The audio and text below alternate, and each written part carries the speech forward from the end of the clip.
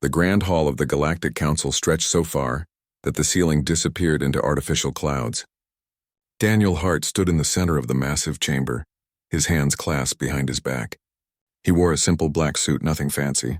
Around him, hundreds of alien species sat in curved rows that climbed up like a stadium. Some had scales, others had fur, and many looked like nothing he could easily describe. Kate Morrison stood 2 steps behind him. She was his assistant, a young woman with sharp eyes and a military background. She kept glancing at the alien faces around them, trying to read their expressions. It was impossible. How could you tell if a creature with 6 eyes was angry or amused? At the highest point of the chamber sat Speaker Theron. He was a Velcari, one of the oldest and most powerful species in the council. His body looked like a massive insect with a dark shell that gleamed under the lights. His multiple arms moved constantly, making gestures that Daniel didn't understand. When Theron spoke, his voice came through translators that made it sound cold and mechanical. "Human delegation," Theron said, his voice echoing through the hall. "The council has reached a decision." Daniel didn't move. He had expected this for weeks now. The signs had been clear. Humanity had made too many enemies too quickly. For 200 years, humanity has been part of the galactic community. Theron continued. In that time, your species has shown remarkable growth.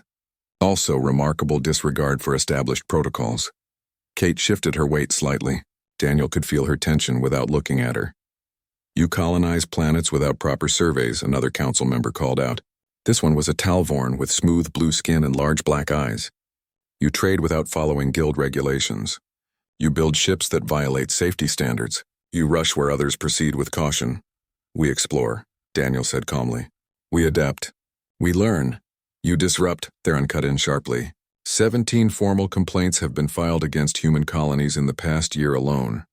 Your merchants undercut established trade routes. Your scientists ignore research restrictions put in place for good reasons. Your military vessels patrol regions where you have no authority. Daniel allowed himself a small smile. "We were invited to join the Galactic Council. We accepted. We followed your laws. If our success makes others uncomfortable, perhaps the laws need to change." A wave of angry sounds filled the chamber. Clicks, hisses, and tones that the translators struggled to convert into words. Daniel had touched a nerve. The Galactic Council didn't like change. Theron raised several arms for silence. "The Council has voted. By a majority of 642 to 205, humanity is to be placed under quarantine. Effective immediately, all human vessels must return to your solar system. No human ship will be permitted to travel beyond your system's edge. This quarantine will remain in effect for 500 standard years." Kate gasped. 500 years. That was longer than humanity had been in space. It was a death sentence for human expansion, for everything they had built. Daniel's expression didn't change. "On what grounds?" "Dangerous unpredictability," Theron said. "Failure to respect established norms. Potential threat to galactic stability. The vote is final. There will be no appeal." Kate stepped forward, her face flushed with anger. "You can't just—" Daniel held up one hand, stopping her. She fell silent immediately, though her jaw was clenched tight. "When does the quarantine begin?" Daniel asked. Theron seemed surprised by the question. He had probably expected shouting threats or desperate pleas. "Immediately. Your delegation has 48 hours to leave council space. All human colonies and vessels have 90 days to return to Earth's solar system." "Understood," Daniel said. He turned slightly to face the wider council. "Humanity accepts the council's decision. We will comply with all requirements. We will return to our home system and remain there." The chamber fell silent. This was not the reaction anyone had expected. Several council members leaned forward in their seats. Others began whispering to their neighbors. Theron's mandibles clicked together, a sign of confusion in Velcari body language. "You accept? Just like that?" "The council has spoken," Daniel said. "We are guests in your galactic community. If you no longer want us here, we will leave. Is there anything else we need to discuss?" "No," Theron said slowly. "You are dismissed." Daniel bowed slightly, a gesture of respect that felt hollow even as he performed it. He turned and walked toward the exit. Kate hurried after him, her footsteps echoing on the polished floor. They passed through 3 security checkpoints before reaching the docking area where their ship waited. Kate remained silent until they were in the private corridor leading to their vessel. Then she exploded. How can you be so calm? She demanded. They just ended everything we've worked for. 500 years, Daniel. Everyone we know will be dead before that quarantine ends. Our colonies, our trade routes, our alliances, everything. Daniel kept walking. Send a coded message to Director Ben Walsh at Strategic Command. Maximum encryption. Tell him to initiate Protocol Exodus. Kate stopped walking. Protocol Exodus. That's just a theoretical contingency plan. It was never meant to actually send the message, Kate. She stared at him for a long moment, then pulled out her communication device. Her fingers moved quickly across the screen, encoding the message in a cipher that would take even Council computers weeks to break. When she finished, she looked up at Daniel. Sent, but I don't understand. What are we doing? Daniel resumed walking toward their ship. We're going home, Kate, just not to stay. What does that mean? They reached the airlock of their diplomatic vessel, a sleek ship called the Mercury. The door slid open with a quiet hiss. Daniel stepped inside and waited until the outer door sealed behind them before he spoke again. The Council made a mistake, he said quietly. They thought banishment was a punishment. They thought we would beg and plead and offer concessions. They wanted us to feel small and weak, aren't we? Kate asked. They just kicked us out of the entire galaxy. No, Daniel said, and now there was a hint of something dangerous in his smile. They kicked us out of their part of the galaxy. There's a big difference. Kate's eyes widened as understanding began to dawn. The deep space surveys, the full drive experiments, the colony ship construction that Strategic Command has been doing in secret. All authorized under existing human law, Daniel said. Nothing that violated any Council regulations because we never told them about it. We've been preparing for this possibility for 10 years. I just didn't think they would actually be stupid enough to give us an excuse to use those preparations. The ship hummed to life around them. The pilot's voice came over the intercom. Ambassador Hart, we're cleared for departure. Setting course for Earth. Proceed, Daniel said. He settled into a seat and looked at Kate. In 90 days, every human colony and ship will be back in our solar system. The Council thinks that means we're contained. What they don't realize is that we'll be consolidated. Every resource, every ship, every scientist and engineer, all in one place, all working toward a single goal, which is to leave. Not just Council space. We're going to leave known space entirely. We're going to use the full drives to reach regions of the galaxy that the Council has never explored. We're going to build something new, something better, somewhere they can't touch us. Kate sat down slowly. That's insane. It's brilliant, but it's insane.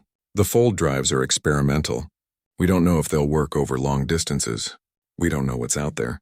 We could lose everything. Or we could gain everything, Daniel countered. The Council has been using the same technology for thousands of years. They're stagnant. They've forgotten what it means to take risks, to push boundaries, to explore the unknown. That's what makes humanity different. That's what scares them. So we run away? No, Daniel said firmly. We break free. There's a difference. Running away means you're afraid. Breaking free means you're done accepting limits that others put on you. The ship vibrated as it lifted off from the docking platform. Through the windows, the massive structure of the Council headquarters began to shrink. Kate watched it disappear and felt something shift inside her. Fear was still there, but something else was growing alongside it. Hope. How long have you been planning this? She asked. Since the day I took this job, Daniel admitted. I've always known the Council would turn on us eventually. They tolerate new members as long as those members stay in their place, but humanity doesn't stay in its place. We never have. We push, we question, we challenge. It was only a matter of time before they tried to stop us. And the vote today? Did you know it was coming? I had strong suspicions. The Velcari have been lobbying hard for months. They convinced enough of the other species that we were a threat. In a way, they were right. We are a threat to their way of life. We just didn't realize it would give us this opportunity. Kate shook her head slowly. 500 years. They probably think they'll never hear from us again. Daniel's smile returned. Then they're in for a surprise. We'll be back, Kate, maybe not in 500 years. Maybe in 5. And when we come back, we won't be asking for permission to exist. We'll be offering them a choice. Join us or watch us pass them by. 3 months had passed since the Council's verdict. Ben Walsh stood in the operations center deep beneath Geneva, watching hundreds of screens that showed activity across the entire solar system. Each screen represented a piece of the largest logistical puzzle humanity had ever attempted. Ships moving, supplies being transferred, people saying goodbye to homes they had known for generations. Ben was in his 60s, with gray hair and tired eyes that had seen 3 wars and 2 first contact situations. He had been in charge of strategic command for 12 years. In all that time, he had never imagined he would actually need to use Protocol Exodus, but here they were. "Status report," he said to the room at large. A young officer named Chris Palmer looked up from his console. 72% of all human assets have returned to the solar system. The remaining 28% are in transit. We're ahead of schedule. Colony populations. Most colonists have agreed to evacuate. We've had some resistance on Marston Colony in New Virginia. They built lives there. They don't want to leave, Ben understood. He had visited both colonies. They were beautiful worlds with farms and cities, schools and parks. People had children there. They had graves there. Asking them to abandon everything was cruel. But staying was more cruel. The council wouldn't just let them remain. Once the quarantine took effect, any humans found outside Earth's system would be arrested or worse. "Keep working with them," Ben said. "Offer compensation, relocation assistance, whatever they need. But they have to understand. This is happening." A door slid open and Daniel Hart walked in, followed by Kate Morrison. Daniel looked tired. He had been traveling constantly, visiting colonies, talking to leaders, convincing people that the Exodus was not just necessary but also an opportunity. "Ben," Daniel said, gripping the older man's hand, "tell me we're going to make this work." "We'll make it work because we have to," Ben replied. He gestured at the screens. "Every ship we have is being retrofitted. The fold drive technology is being installed as fast as we can manufacture the components. Jake Patterson and his team have been working miracles. How many ships will have fold drives by departure day?" Kate asked. 47 capital ships, 132 colony vessels, and about 300 smaller craft, Ben said. "The rest will have to follow with conventional drives, which means they'll take longer to reach the rendezvous point." Daniel frowned. "That's a risk. If the council realizes what we're doing before everyone gets clear." "They won't," Ben interrupted. "We've been careful. All our communications are encrypted. All ship movements look like we're consolidating for the quarantine. By the time they figure out we're leaving, we'll be gone." Kate pulled up a star chart on one of the large displays. It showed the Milky Way galaxy with a small red dot marking council space and Earth's location. Far to one side, in a region colored black to indicate unexplored territory, several blue dots glowed. "These are the target systems?" she asked. Ben nodded. Jake's team identified them using long-range scans that we've been conducting for years. 27 systems that appear to have habitable planets. They're in the Perseus Arm, thousands of light years from council space. It would take their fastest ships decades to reach that region. Our fold drives can get us there in weeks. Can get us there if they work, Daniel said quietly. "They'll work," a new voice said. Everyone turned to see Jake Patterson entering the room. He was younger than the others, maybe 35, with messy brown hair and coffee stains on his shirt. He looked like he hadn't slept in days. He probably hadn't. "The equations are solid," Jake continued. "We've run simulations thousands of times. The test flights were successful. The fold drive doesn't just move us through space. It folds space around us. We slip through the creases in reality and emerge exactly where we intend to emerge." "Exactly?" Daniel asked. "No margin of error?" Jake hesitated. "Okay, there's a margin of error, maybe a few billion kilometers. But when you're jumping thousands of light years, that's basically nothing. We'll be fine." Kate laughed despite herself. "A few billion kilometers is nothing, sure, why not?" "Have you tested it with a full-size colony ship?" Ben asked. "That's happening tomorrow," Jake said. "The New Dawn is ready." Captain Amy Tran volunteered to take it on a test jump to the Kuiper Belt and back.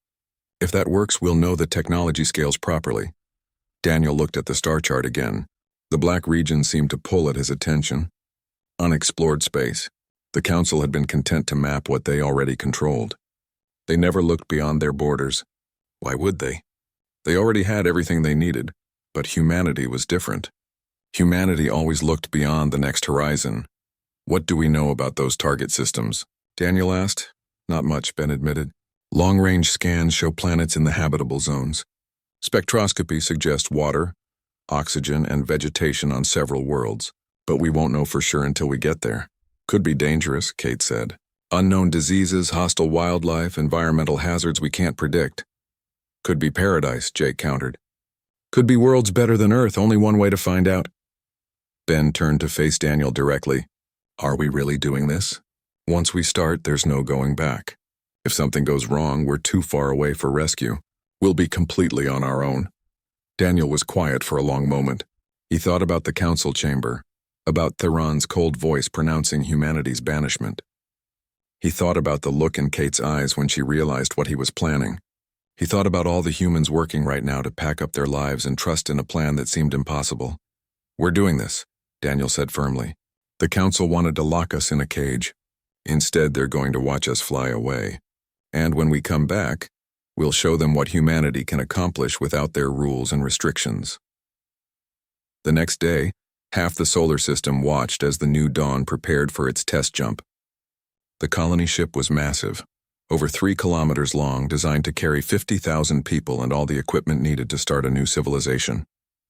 Amy Tran stood on the bridge, her hands steady on the controls. All systems green, her co-pilot reported.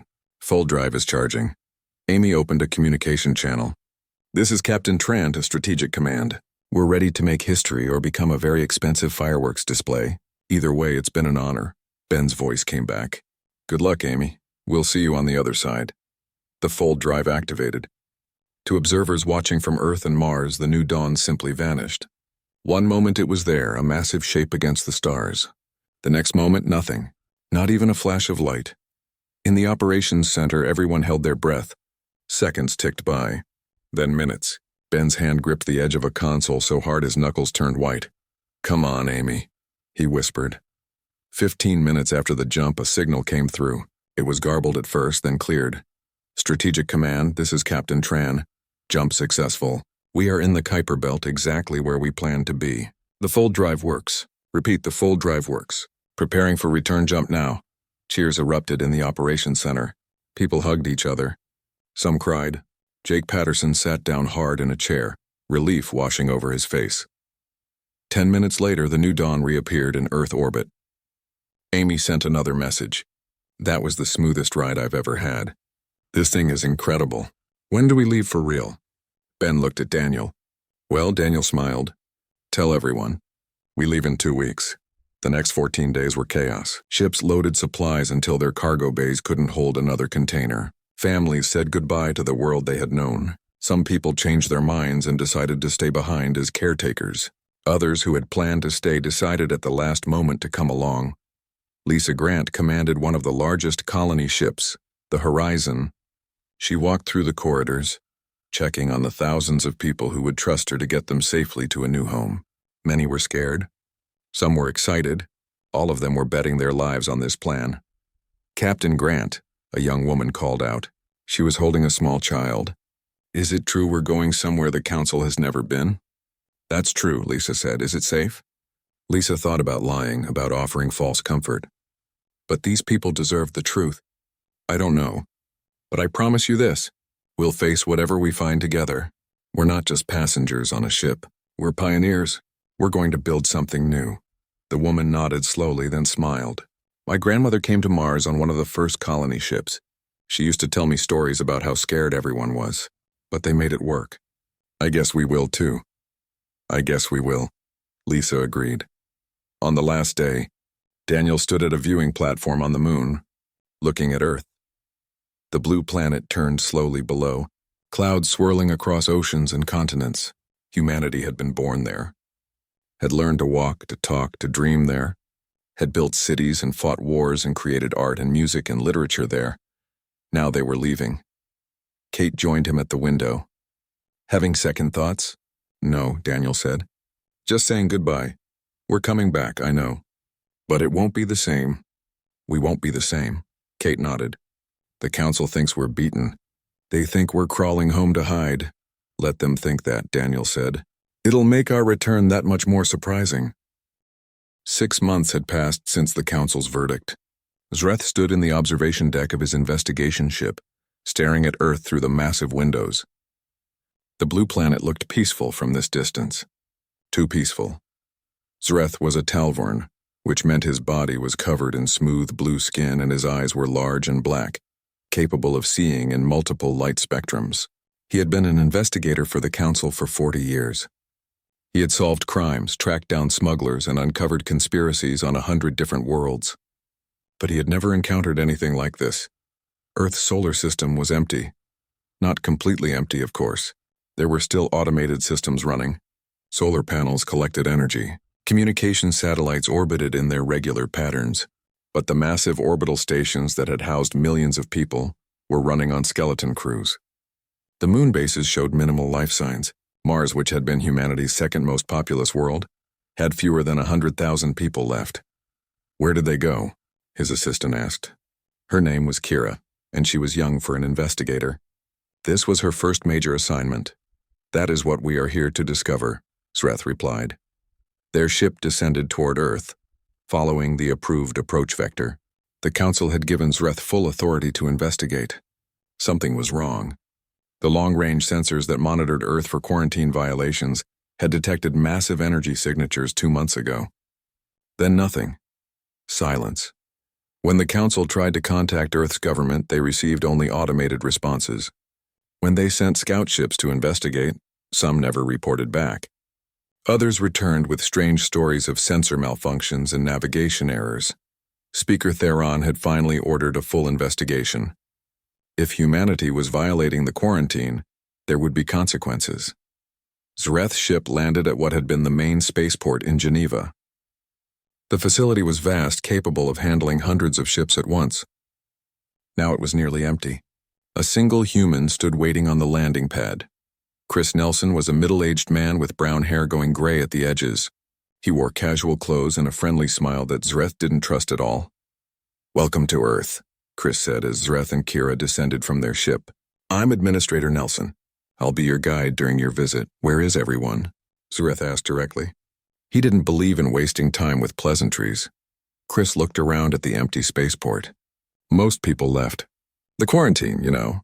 It was hard for many of them. They felt trapped. So when the opportunity came to try something new, they took it. What opportunity? To leave.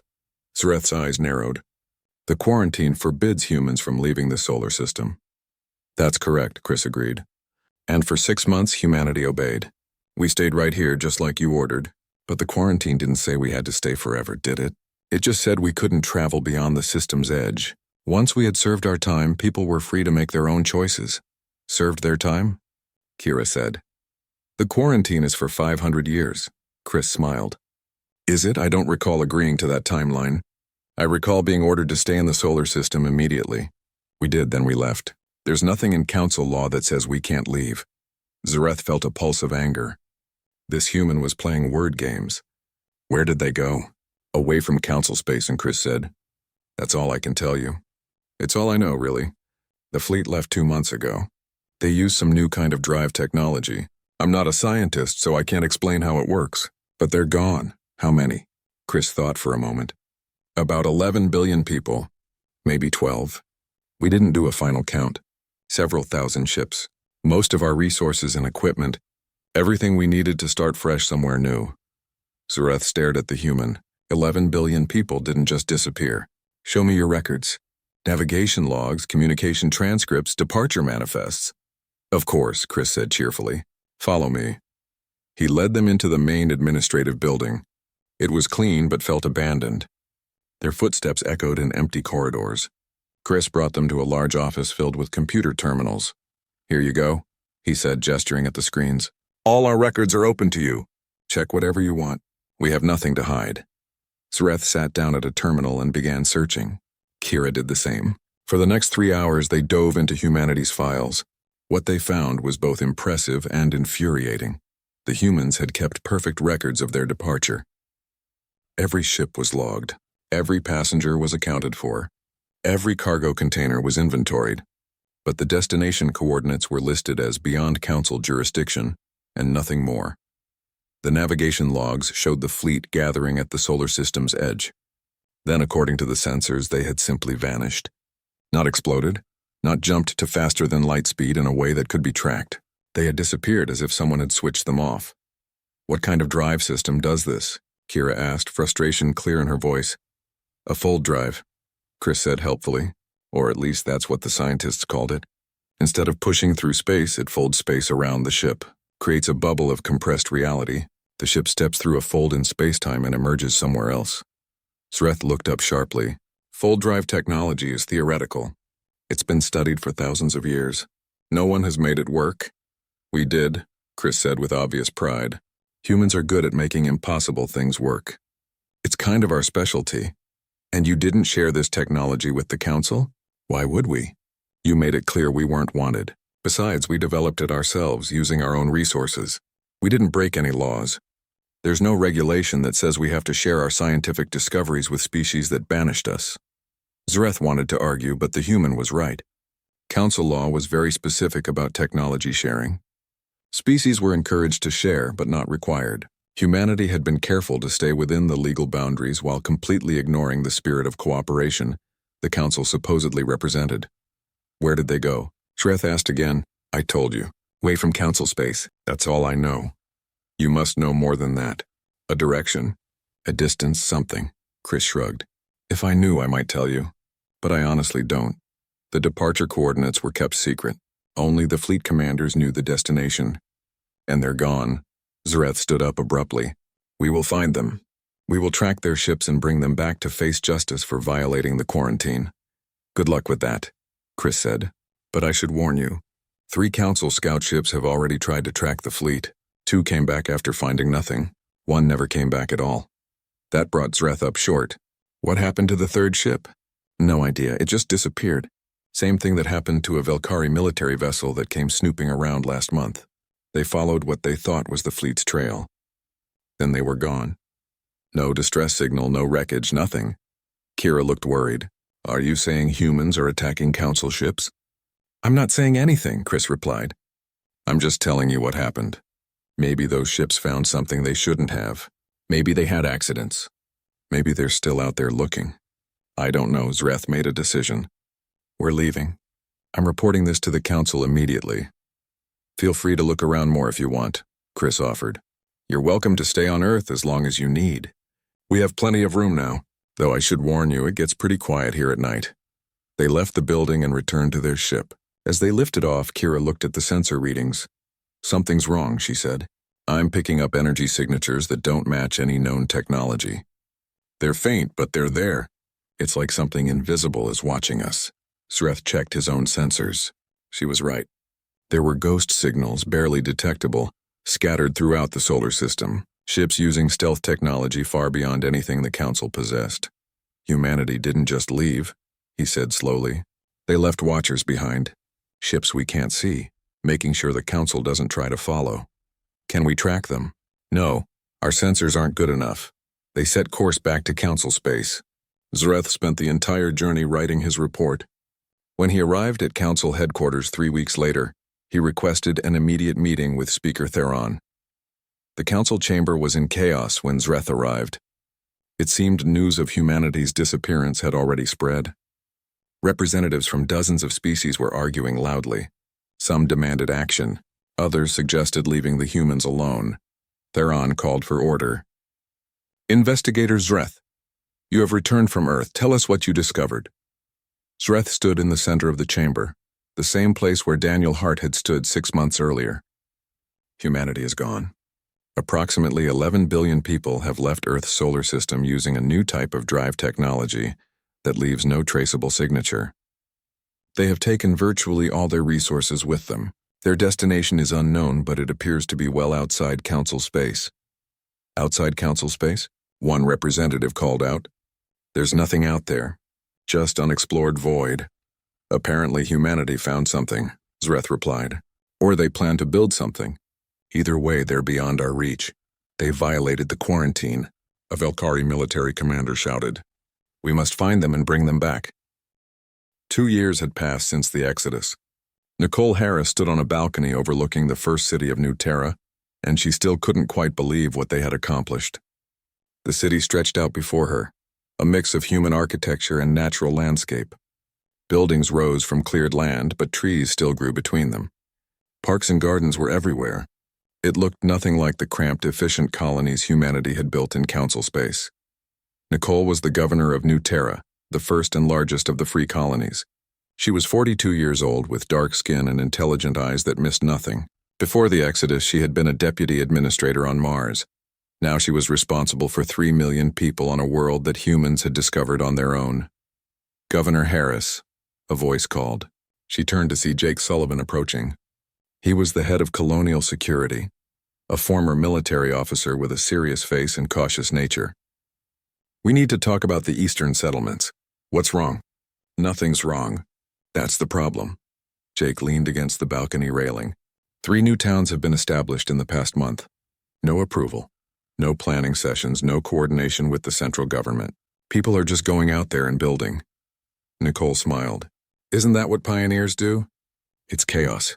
What if they pick bad locations? What if they need help and we don't know where they are?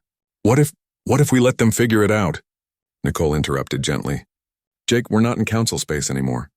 We don't need 3 committees and 5 approval boards before someone can start a farm. If people want to build towns, let them. If they make mistakes, they'll learn." Jake looked uncomfortable. "That's not how we did things before." "Exactly. Before we had to follow council rules. Everything had to be licensed, approved, regulated. But those rules didn't make us safer. They just made us slower. Out here, we have a chance to do things differently. What if that difference gets people killed? Then we learn from it and do better next time," Nicole said. "Look down there, Jake. Look at what we've built in 2 years. That city wasn't possible under council regulations. The terraforming we've done would have taken decades with their approved methods. The fusion reactors we're using aren't licensed by any guild, but it all works. It all works better than anything we had before." Jake followed her gaze. She was right, and he knew it. The progress humanity had made was extraordinary. Without council oversight, human engineers had solved problems that had been considered impossible. They had developed new farming techniques, new construction methods, new ways of generating power and recycling waste. "I'm not saying we should be reckless," Nicole continued, "but we need to trust people more. Trust them to take risks, to make decisions, to build their own lives. That's what makes us different from the council. What makes us different is that we're willing to gamble everything on an uncertain future," Jake said. "Yes. And so far, we're winning that gamble." A communication device on Nicole's wrist beeped. She checked the message and her expression changed from satisfied to excited. "What is it?" Jake asked. "Emma Stone, she's found something. Come on." They hurried through the government building to a conference room where a holographic display was already active. Emma Stone's face appeared on the screen. She was a biologist and first contact specialist, currently leading an exploration team in the outer regions of human space. "Governor Harris," Emma said. Her voice barely contained excitement. "We've made contact." Nicole's heart skipped a beat. "Contact with what?" "A species. An intelligent species. They call themselves the Keth. And Governor, they're nothing like the council species. They're completely different." The hologram shifted to show images of the Keth. They were tall and slender, with skin that seemed to shimmer in multiple colors. Their faces were almost human-like, but not quite, with large eyes and delicate features. They moved with a grace that seemed almost like dancing. "We encountered them on the 4th planet in the Kepler 442 system," Emma explained. "They've been there for thousands of years. They know about the Galactic Council. In fact, they've been hiding from the Council for centuries." "Hiding?" Jake said. "Why?" "Because the Council doesn't understand them. The Keth don't think like Council species. They don't build empires or fight wars. They focus on art, science, and philosophy. When the Council found them 500 years ago, they tried to integrate the Keth into their systems. Tried to make them follow Council rules and regulations. The Keth refused." Nicole guessed. "The Keth fled," Emma corrected. "They packed up their entire civilization and moved to this remote region where the Council couldn't find them. They've been here ever since, living quietly, developing their own culture away from outside interference." "And they're willing to talk to us?" Jake asked skeptically. "After hiding for 5 centuries? Emma smiled. "They're fascinated by us. When I explained what happened with the Council, when I told them about the Exodus, they said it was the bravest thing they had ever heard of. They want to meet with human leaders. They're talking about an alliance." Nicole felt something shift in her chest. An alliance with another species. Not as subjects of the Council, not following their rules, but as equals choosing to work together. "Set up a meeting," she said. "I'll come personally. Jake, you're with me. We're going to do this right." 3 days later, Nicole stood on the surface of the Keth homeworld. The planet was beautiful in a way that made Earth seem plain by comparison. The sky was a deep purple. The plants were silver and gold. Cities floated in the air, held aloft by technology that Nicole couldn't begin to understand. The Keth welcomed them in a ceremonial hall that seemed to be made entirely of light and music. Their leader, an individual named Varen, greeted Nicole with a gesture that the translator interpreted as respect and curiosity. "You are the humans who defied the council," Varen said.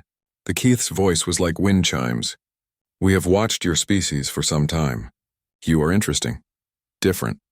Like us, you do not fit into the council's small boxes. We've been told you left council space to avoid their control," Nicole said. "We did. The council does not understand that there are many ways to live, many ways to think. They believe their way is the only way. When we tried to show them alternatives, they called us primitive. When we refused to change, they called us stubborn. So we left. Do you regret that choice?" Viran made a gesture that translated as amusement. "Every day we celebrated. Here we are free to be ourselves. We create art that the council would ban. We study sciences they consider dangerous. We live as we choose, not as we are told. That's exactly what we want," Nicole said. "Freedom to make our own choices. To take our own risks. To succeed or fail on our own terms. Then we are alike, you and I," Varen said. "Perhaps we should be allies." Over the next weeks, the terms of an alliance were worked out. The Keth would share their advanced technology in areas where humans were still learning. Humans would share their practical engineering and their bold approach to problem solving. Both species would defend each other if threatened. Both would respect each other's sovereignty. News of the alliance spread quickly through the free colonies. Some people were excited. Others were nervous. Jake Sullivan was definitely in the nervous category. "We don't know these people," he argued to Nicole. "What if they're not what they seem? What if this is some kind of trick? What if it's the start of something amazing?" Nicole countered. "Jake, the council taught us to be suspicious of everyone, to trust no one, to believe that every interaction needs to be regulated and controlled. But that's not how you build real relationships. That's not how you create something worth protecting. Relationships require trust," Jake admitted. "But trust can be betrayed. Yes, it can. And maybe the Keth will betray us someday. Or maybe we'll betray them. But I'd rather take that risk than spend my life hiding behind walls, afraid to reach out to anyone." Jake sighed. "You're the governor. If you believe this is right, I'll support you.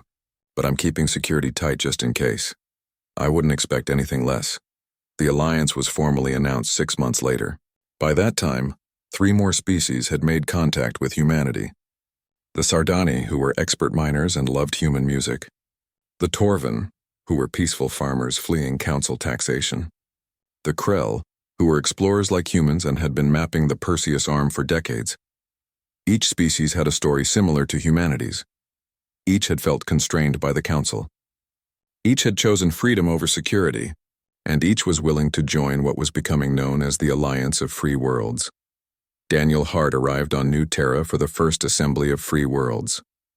He had been traveling among the colonies, helping to coordinate between settlements, mediating disputes, and planning for the future. He looked older than when they had left council space. The responsibility weighed on him. "Quite a gathering," he said to Nicole as they watched representatives from 6 different species arrive at the assembly hall. 7 species, counting us, Nicole said. "Working together by choice, not by mandate. It's everything we hoped for and more. It's also fragile," Daniel warned. "One major crisis, one betrayal, one war, and this whole alliance could collapse. Then we'll make sure that doesn't happen. We'll build something strong." 5 years after the banishment, a human fleet appeared at the edge of council space. Ryan Cooper sat in the captain's chair of the trade vessel Enterprise, watching as his sensors picked up dozens of nearby ships. Some were civilian vessels from minor council species. Others were military scouts, no doubt already sending reports back to their commanders. Ryan was 35 with an easy smile and a sharp mind for business.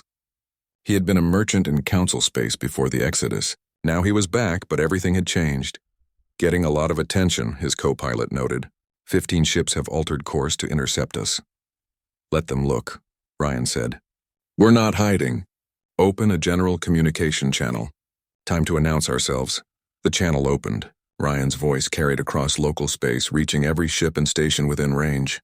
This is Captain Ryan Cooper of the Free Colonies Trade Fleet.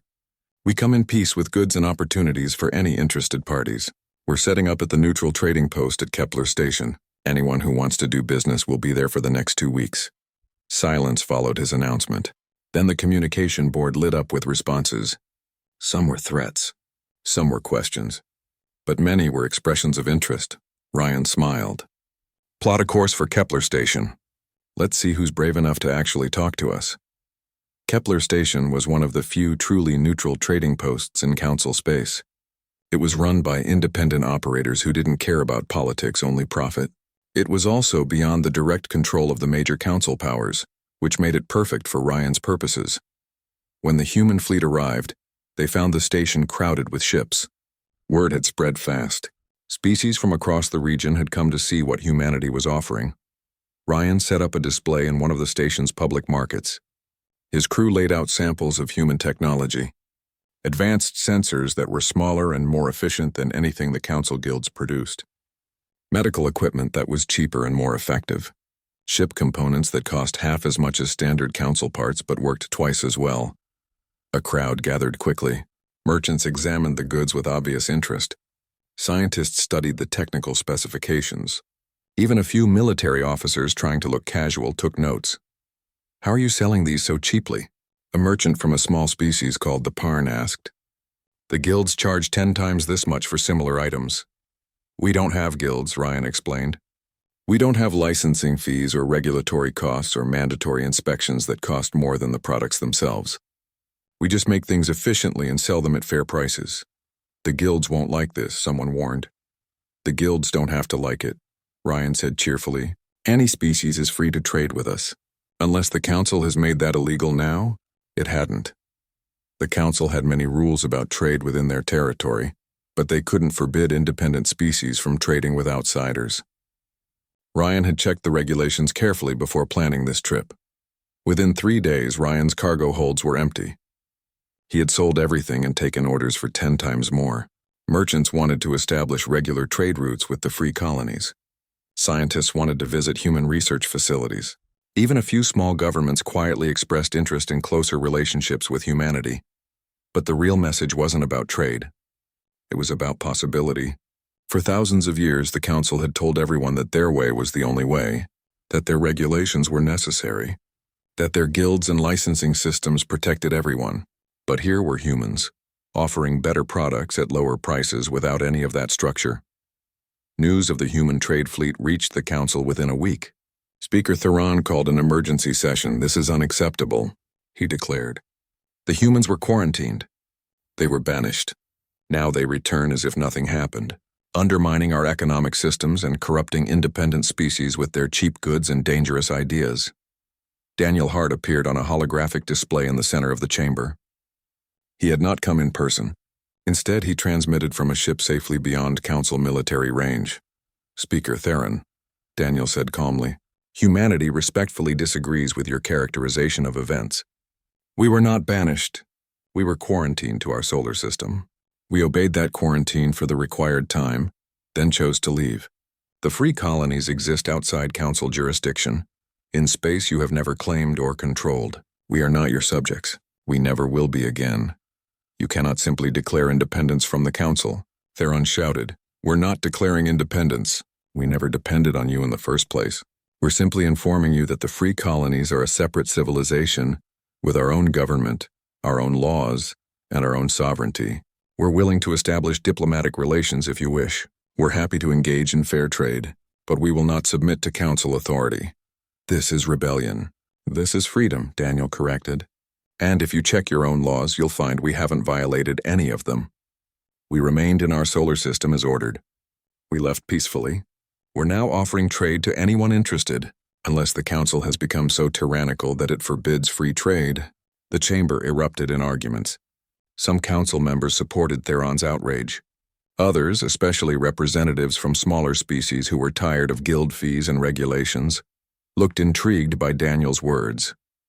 "We demand you submit to Council authority," Theron said.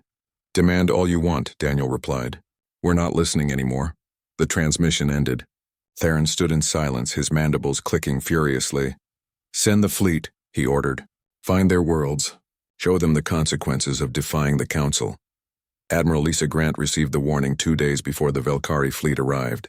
Human scout ships, still invisible to Council sensors, had been watching the military buildup. Lisa had known this confrontation was coming. She had spent 5 years preparing for it. She stood on the bridge of the defense station orbiting New Terra, coordinating the response. Around the planet, human warships moved into position. They were joined by Keith vessels with their shimmering energy shields, Sardani ships with their powerful mining lasers repurposed as weapons, and ships from a dozen other species of the Alliance of Free Worlds. Status report, Lisa ordered. Velcari fleet approaching. 300 ships, mostly heavy cruisers. They're taking their time trying to intimidate us, and let them try. Lisa opened a communication to all Alliance ships. This is Admiral Grant. You all know why we're here. The Council wants to force us back into their cage. They think their numbers and their firepower will make us surrender. But they're wrong. Today we show them that the Alliance of Free Worlds is not a collection of refugees and outcasts. We're a nation of free people who will defend our right to exist. The Velcari fleet emerged from faster-than-light travel at the edge of the new Terra system. Their commander, a veteran officer named Corvin, looked at his sensors and felt a moment of surprise. He had expected a desperate defense. What he saw was a coordinated military force that looked disturbingly professional. "Sir, I'm counting over 400 ships," his sensor officer reported. "Multiple species. They're in defensive formation around the planet." Corvin had fought in dozens of battles. He knew good positioning when he saw it. The humans and their allies had set up overlapping fields of fire. Their ships were positioned to support each other. This wasn't a panicked last stand. This was a prepared defense. He opened a communication channel. "Human vessels, this is Commander Corvin of the Velcari Imperial Fleet. You are in violation of Galactic Council authority. Surrender immediately and prepare to be escorted back to your designated quarantine zone." Lisa's face appeared on his screen. "Commander, this is Admiral Lisa Grant of the Free Colonies Defense Force. You are in Sovereign Alliance space without authorization. We ask you to leave peacefully." "You have no authority here," Corvin said. "Neither do you. This is our space, not yours. We claimed these worlds. We settled them. We defend them. The Council has no jurisdiction here. The Council's jurisdiction extends wherever we say it extends." "That's not how sovereignty works," Lisa said. "But I don't expect you to understand that. Your empire has been taking whatever it wants for so long that you've forgotten what it means to respect boundaries." Corvin felt his anger rising. "Last chance. Surrender or face the consequences." "Here are our terms," Lisa said. "Leave our space. Never come back unless invited. If you attack, we will defend ourselves. And, Commander, I should mention that you're already surrounded." Corvin's sensor officer gasped. "Sir, new contacts. Ships decloaking all around us." On the tactical display, Corvin watched as dozens of human vessels appeared from nowhere. They had been there the entire time, invisible to Velcari sensors. Now they surrounded his fleet, their weapons powered but not yet firing. "Stealth technology," Corvin muttered. "How?"